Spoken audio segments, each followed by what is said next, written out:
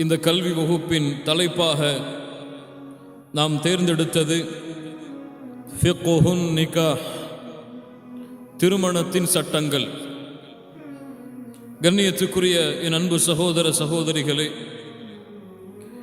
இந்த தலைப்பை பேசுவதற்குரிய முக்கியமான அடிப்படை காரணம் என்னவென்றால், இந்த முஸ்லிம் சமூகம் அல்லாஹுவால் இஸ்லாமிய மார்க்கத்தை கொண்டு கண்ணியப்படுத்தப்பட்ட இந்த முஸ்லிம் சமூகத்திலே அல்லாஹுடைய தூதருடைய மறைவுக்கு பிறகு, சஹாபாக்களுடைய மறைவுக்கு பிறகு, தாபிஈன்கள், தபஅ தாபிஈன்கள் அவர்களுடைய மறைவிற்கு பிறகு இந்த சமூகம் அல்லாஹுடைய மார்க்கத்தை பின்பற்றக்கூடிய முறையில் புதுமைகளையும் பித்ஆக்களையும் இணைத்து கொண்டது.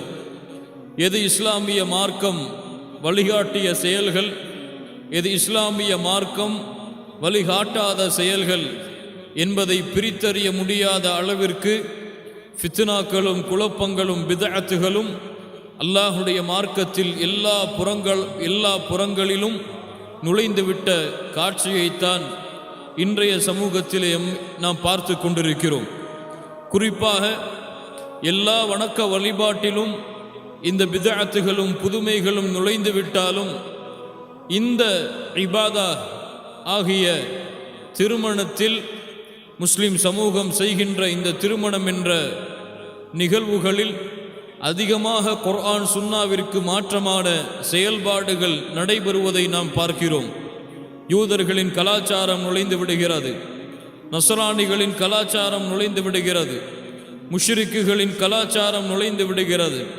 அல்லது அவர்கள் எந்த ஊரிலே வாழ்கிறார்களோ அந்த ஊருடைய கலாச்சாரம் நுழைந்து திருமணம் என்ற பெயரிலே முஸ்லிம் குடும்பங்களால் அரங்கேற்றப்படக்கூடிய காட்சியை இன்று பார்க்கிறோம். என்ன எண்ணிக்கொண்டார்கள்? திருமணம் என்பது ஒரு கலாச்சாரம், திருமணம் என்பது ஒரு சடங்கு சம்பிரதாயம். வயதை அடைந்து விட்டால் எப்போது இருவீட்டு பெற்றோர்களும் நினைக்கிறார்களோ அப்போது அந்த மணமகனுக்கும் மணப்பெண்ணுக்கும் தாங்கள் விரும்புவது போல அல்லது தங்களுடைய ஊரிலே இருக்கக்கூடிய கலாச்சாரத்தை போல திருமண சபையை அமைத்து திருமணம் வைத்து கொடுக்கக்கூடிய காட்சியைத்தான் நாம் பார்க்கிறோம். கண்ணியத்துக்குரிய அன்பு சகோதர சகோதரிகளே, திருமணம் ஒரு இபாதா, திருமணம் ஓர் இபாதா. அல்லாஹுடைய மார்க்கத்திலே அல்லாஹ்விற்கு செய்யக்கூடிய வணக்க வழிபாடுகள் போல திருமணம். தொழுகை எப்படி ஒரு இபாதா, நோன்பு எப்படி ஒரு இபாதத்தோ, ஹஜ்ஜி எப்படி ஒரு இபாதத்தோ, உம்ரா எப்படி ஒரு இபாதத்தோ, அல்லாஹுவை நினைவு கூறுதல் எப்படி ஒரு இபாதத்தோ, அது போல அல்லாஹுடைய மார்க்கத்தில் திருமணம் செய்வது ஒரு இபாதா, ஓர் இபாதா. தொழுகையை நாம் விரும்புவது போல தொழ முடியுமா? முடியாது. ஹஜ்ஜை நாம் விரும்புவது போல செய்ய முடியுமா? முடியாது. நோன்பை நாம் விரும்புவது போல நோக்க முடியுமா? ஒரு 9 மணிக்கு நோன்பை ஆரம்பம் செய்கிறார், 3 மணிக்கு நோன்பை முடிக்கிறார். இந்த நோன்பு ஏற்றுக்கொள்ளப்படுமா? ஏற்றுக்கொள்ளப்படாது.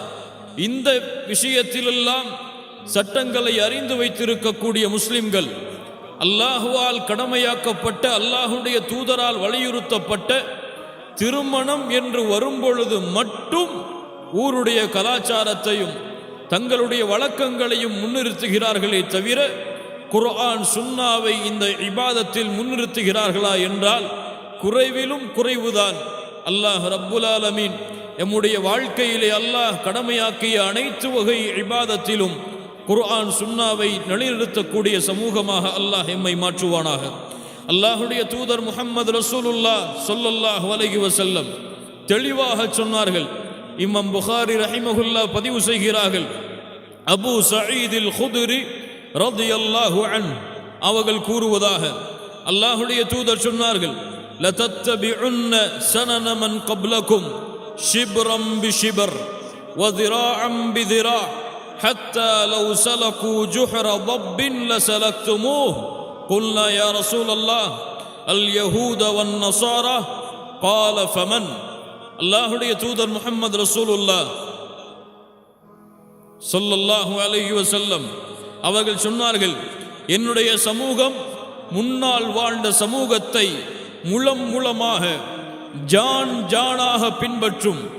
அவர்கள் ஓர் உடும்பின் பொந்துக்குள் நுழைந்து கொண்டாலும், அந்த முன்னால் வாழ்ந்த சமூகம் ஒரு உடும்பின் பொந்துக்குள் நுழைந்து கொண்டாலும் இவர்களும் அவர்களுக்கு பின்னால் சென்று அந்த உடும்பின் பொந்துக்குள் நுழைவார்கள். அல்லாஹுடைய தூதரே, முன்னால் வாழ்ந்த சமூகத்தை உங்களுடைய சமூகம் எம்முடைய சமூகம் பின்பற்றும் என்று சொல்லுகிறீர்களே, அந்த முன்னால் உள்ள சமூகம் யகூதிகளும் நசராணிகளுமா, யூதர்களையும் நசராணிகளையுமா முலம் முலமாக ஜான் ஜானாக எம்முடைய சமூகம் பின்பற்றும்? அல்லாஹுடைய தூதர் முஹம்மது ரசூலுல்லாஹ் ஸல்லல்லாஹு அலைஹி வஸல்லம் சொன்னார்கள், கால ஃபமன், வேறு யாரை பின்பற்ற போகிறது? ஆம், அவர்களைத்தான் பின்பற்றும், முலம் முலமாக பின்பற்றும், ஜான் ஜானாக பின்பற்றும். அவர்கள் எதை செய்கிறார்களோ அதை இவர்களும் செய்வார்கள். அவர்கள் எதை தங்களுடைய வழக்கமாக கலாச்சாரமாக கொண்டிருக்கிறார்களோ அதையே முஸ்லிம் சமூகத்திலே வாழக்கூடிய முஸ்லிம்களும் இல்லா மஷா அல்லாஹ், அல்லாஹ் பாதுகாத்தவர்களை தவிர கலாச்சாரமாகவும் வழக்கமாகவும் எடுத்துக்கொள்வார்கள் என்று அல்லாஹுடைய தூதர் முஹம்மது ரசூலுல்லாஹ் ஸல்லல்லாஹு அலைஹி வஸல்லம் அவர்கள் சொன்னார்கள்.